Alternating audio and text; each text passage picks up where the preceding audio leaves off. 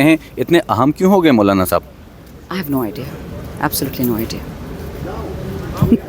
ये जो ड्रामे चल रहे हैं ना, हमारे साथ मौजूद हैं शानदाना गुलजार साहबा। शानदाना गुलजार साहबा, बताइएगा कि महमूद खान अचकज़ई साहब को इमरान खान साहब ने गो अहेड कह दिया है, बताइएगा कि ये मुज़ाकरात जो हैं होंगे और अगर होते हैं तो कामयाब होंगे? देखिए, अगर खान साहब ने गो अहेड दे दिया चकज़ई साहब को, अल्हम्दुलिल्लाह मुल्क के लिए खुशाइन बात है। अब दूसरी साइड पे डिपेंड करता है कि वो चाहते क्या है, नेगोशिएशन किस बात पे होगी। अगर वतन को बेचना है तो फॉरगेट इट, वो तो कोई नहीं बेचेगा। जिस तरह पहले उन्होंने ये बाजवे ने बाइडन को बेचा था और इतना सस्ता बेचा कि मुल्क का बेड़ा गर्क कर दिया। अगर हक पे बात होगी, कानून पे, ईमान पे, आइन पे, गरीबों पे, तो बिल्कुल बात होगी, क्यों नहीं होगी।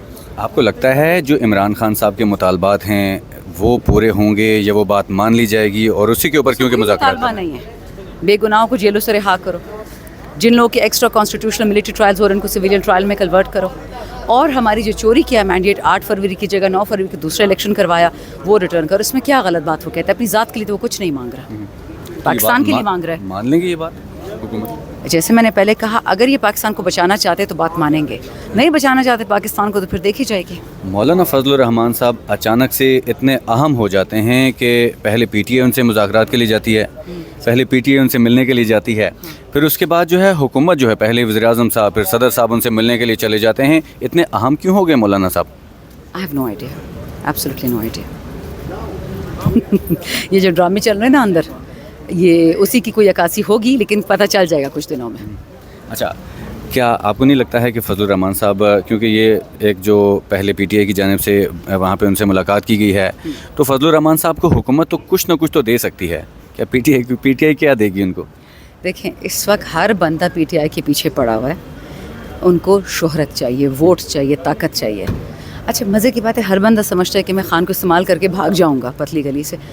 जिसने कोशिश भी किया खान को इस्तेमाल करने की, वो खुद ही पिट गया, वाइप आउट हो गया। अल्हम्दुलिल्लाह पंजाब से नून लीग वाइप आउट हो गया, तो 17 वोटर्स उन्होंने वहाँ गवर्नमेंट बना ली, वो अलग बात है। फेडरेशन से गायब हो गई है, सिंध से सारे गायब हो गए चोर, बलूचिस्तान से गायब हो गए। बलूचिस्तान में लोग इमरान खान बोलते जिन नाम भी नहीं पता था उसका। सो याद रखें, जो खान के, मैंने तो देखा ना कि अल्लाह ताला की बहुत अजीब कुव्वत है कि जो खान को नीचा दिखाने की कोशिश करता है वो मुंह बल गिरता है। जिसने खान का इस्तेमाल किया, झूठ बोला, फ़ायदा उठाने की कोशिश की, वो नहीं कामयाब होगा। अच्छा, जलसा 8 तारीख को, एक तो अभी से ये बातें चहमगई हो रही हैं कि जलसा नहीं हो पाएगा, अगर होता है तो बहुत ज़्यादा हुकूमत जो है रुकावटें पैदा करने की कोशिश करेगी, क्या लगता है आपको? इन्होंने पहले कौन से हमें लस्सी पिलाई है, हमेशा बेड़ा गर्क कर देते हैं। कोई टेंशन नहीं है, हम वो करेंगे जो हमें करना है, ये वो करेंगे जो उन्हें ये करना है। याद रखें, मेरे हल्के में भी ये बात कही थी उस दिन किसी ने कि डीसी साहब के एनओसी से कोई इनकलाब पाकिस्तान में नहीं आने वाला, इंशाल्लाह खैर हो जाएगी। जी, बहुत शुक्रिया। शावर का विजिट मेरे ख्याल आपका मुकम्मल हो गया है। क्या सूरत हाल है इनसाइड पार्टी, जो कुछ शकील खान का इस्तीफ़ा आया और फिर बातें हो रही हैं? देखिए, शकील खान को मैं ज़ाती तौर से नहीं जानती, वो मालाकांड के एमपीए हैं, लेकिन उनकी रेप्यूटेशन बहुत अच्छी है। उनके बारे में ये सुना रखा है कि ये तीसरी दफ़ा मिनिस्टर बन रहे हैं, लेकिन उनके पास अपनी ज़ाती इस्तेमाल की गाड़ी नहीं है। इससे पहले मुराद सईद के बारे में कहा जाता था, और ये सच है कि जो पहली दफ़ा एमएनए बने थे उनके पास ज़ाती गाड़ी नहीं थी। हमें ऐसे ही लोग मज़ीद चाहिए पार्टी में, लेकिन क्योंकि इस वक्त हालात मुश्किल हैं, हालात सख्त है, हमारा लीडर बेगुनाह जेल में बंद है, उसको हर तरफ से ब्लैकमेल करने की कोशिश हो रही है, टेम्पर्स सबके शॉर्ट चल रहे हैं, मूड सबके ऑफ है। दूसरी बात, देखिए, मैं खुद उन लोगों में से हूँ जो पार्टी में बढ़ चढ़ के लड़ाई में हिस्सा लेती हूँ। मैं कभी किसी खैर के काम में नहीं होती हूँ, और सिर्फ इसलिए कि हमें खान साहब ने सिखाया कि सवाल पूछो, हमारा हक है, हम टैक्स देते हैं। फिर मेरे साथ मेरा 10 लाख लोग का हल्का, जब वो मुझसे सवाल पूछेगा और मेरे पास जवाब नहीं होगा तो मैं आगे से क्या बताऊंगी। तो इसको लड़ाई नहीं कहते, इसको इख्तिलाफ़ राय कहते हैं। और जिस पार्टी में ये मौरूसी पार्टियाँ, आप देख लेना, फ़लानी आपा का बटवा उठा लिया, फ़लानी आंटी का जूता साफ़ कर दिया, तो जी आप सेनेटर बन गए, मिनिस्टर बन गए। यहाँ ऐसे नहीं होता, सवाल भी पूछेंगे, इख्तिलाफ़ भी करेंगे, खान को भी निकालेंगे। यूनिटी हमारी ये है कि खान हमारा वाहिद लीडर है, बट इससे ज़्यादा देखिए, हम किसी को भगवान या मजाजी खुदा नहीं बना सकते। सब इलेक्टेड मेंबर्स हैं, सब इज़्ज़त माब हैं, लेकिन इंक्वायरी हो, बात साफ़ हो तो हम सब खुश होते हैं। कारकुनों के भी तो बहुत सारे सवालात हैं खान साहब की राय के हवाले से, बार बार जलसे मुलतवी होने के हवाले से, उन्हें कैसे मुतमईन करें? देखिए, मेरे हल्के में तो अल्हम्दुलिल्लाह परसों जो हमारा एक बहुत ही बेचारा इलाका है यूसुफ खेल, वो एफआर का हिस्सा था, मर्ज हो गया है, और वहाँ पे अभी भी चलती रहती है कोई ना कोई ऑपरेशन। पता नहीं ऑपरेशन सच है झूठे, रब्बुल आलमीन को पता है। वो खुद निकले हैं, हमारे मेयर हैं वहाँ के हफीज़ साहब, और उन्होंने कहा है کہ جی ہم تو انشاءاللہ نکلیں گے 8 کی تاریخ کو. لیڈرشپ آتی ہے موسٹ ویلکم, نہیں آتی ہم خان کی نکلیں گے, کیونکہ خان صاحب کی بہن نے اناؤنس کر دی ہے کہ اگر 7 کی شام کو 8 کی صبح کو بھی کوئی اناؤنس کرے, 8 کی دوپہر کو بھی کہ جی NOC کینسل ہو گیا ہے, تو کہتے ہیں میڈم ہم اس جلسے کو نہ مانتے نہ اس لیڈر کو مانتے. انہوں نے صاف بول دیا ہم تھک گئے انتظار کر کے, ہم نے نکلنا ہے. سو الحمدللہ عمران خان نے وہ پاکستان کی تشکیل دے دی ہے جو ووٹ, جو غریب بھی ہے, جس کی جیبیں ان لوگوں نے خالی کر دی ہیں بجلی اور گیس کی بل سے, وہ بھی اب سوال پوچھتا ہے اور ہمیں آرڈر دے رہا ہے. شکر الحمدللہ اس دن پہ کہ ہمارے ورکر کو اتنا شعور آ گیا ہے, وہ نکلے گا ہم بھی ساتھ نکلیں گے. اچھا میڈم, صبح سے ایک خبر مراد سعید سے متعلق چل رہی ہے کہ وہ علی امین گنڈا پور کو اپریٹ کر رہے ہیں اور عاطف خان سمیت شکیل صاحب کے خلاف ایک جو دڑا بندی اور اس حوالے سے, تو کیا کامنٹ کریں گے مراد سعید کے؟ دیکھیں مراد سعید سے میری ذاتی کوئی دوستی نہیں تھی, لیکن مراد چور نہیں ہے, مراد جھوٹا نہیں ہے.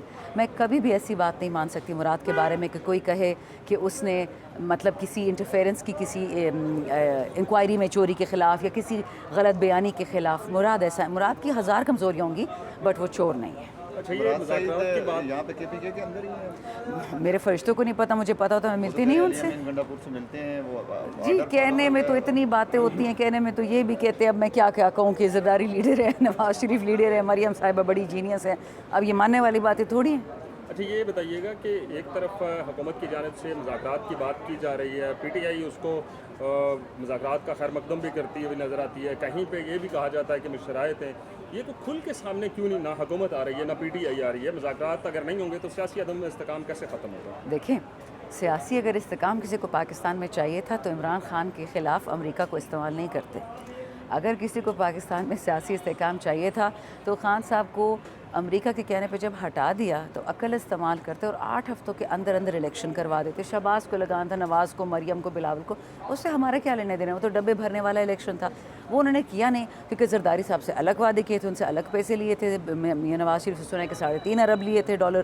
کچھ پتہ نہیں چلتا سچ کیا ہے جھوٹ کیا ہے, یہ افواہیں ہوتی ہے ساری. لیکن پاکستان کے حق میں الیکشن بہتر تھا. ان کی حکومت آتی, ایک غیر مشروط حکومت آتی, ایک کیا کہتے ہیں مکمل حکومت آتی, 5 سال یہاں پہ کوئی نہ کوئی انویسٹمنٹ کرتا, کوئی نہ کوئی یہاں پہ ڈیولپمنٹ ہوتی. انہوں نے جی پہلے چاچا کو خوش کرنا تھا, پھر بھتیجی کو, اچھا پھر ایک ایکسپیریمنٹ کیا کہ کیئر ٹیکر کو 3 مہینے کی جگہ 6 مہینے لگا دیا. انہوں نے آئین کی دھجیاں اڑا دی. آپ کا کیا خیال ہے جو باہر بندہ ٹرکی میں بیٹھا ہوا وہ پاگل ہے کہ ہمارے ملک میں پیسے انویسٹ کرے؟ وہ دیکھ رہا ہے کہ جی کارٹونز ہیں, 24 مہینوں میں یہاں پہ 4 پرائم منسٹرز بدلتے ہیں. وہ اپنے پیسے انڈونیشیا, ملیشیا, تھائی لینڈ میں کیوں نہ انویسٹ کریں؟ تو ابھی جو کہہ رہے ہیں نا کہ حکومت کو استحکام چاہیے, 9 فروری کا دوسرا الیکشن ان لوگوں نے کیوں کروایا؟ نہیں کروانا تھا, استحکام چاہیے تھا. ان کو طاقت چاہیے, ان کو چوری کا پیسہ چاہیے.